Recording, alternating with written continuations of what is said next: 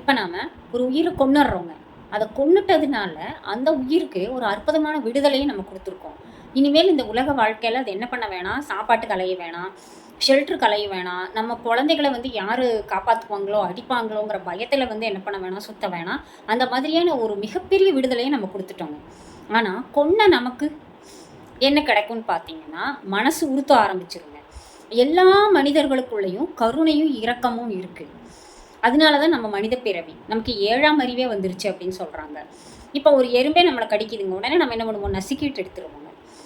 எடுத்துட்டு இது நம்மளை கடிச்சிருச்சேங்கிற ஆத்திரத்தில் நசுக்கிட்டு எடுத்துருவோம். கொஞ்சம் நேரம் கழித்து அதை பார்த்தோன்னா நமக்கு தோணும், அடடா கொஞ்சம் மெதுவாக எடுத்து கீழே போட்டிருக்கலாமோ அப்படின்னு தோணுங்க.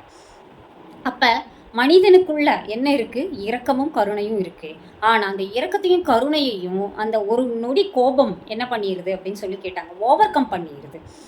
யோசித்தோம் அப்படின்னு சொன்னால் நம்மளால் எந்த ஒரு உயிரையும் காப்பாற்ற முடியுங்க. சிங்கம் ஆகட்டும், புலி ஆகட்டும், எது ஒன்றும் மனுஷனை பார்த்தா 2 அடி பின்னாடி தான் போகுங்க.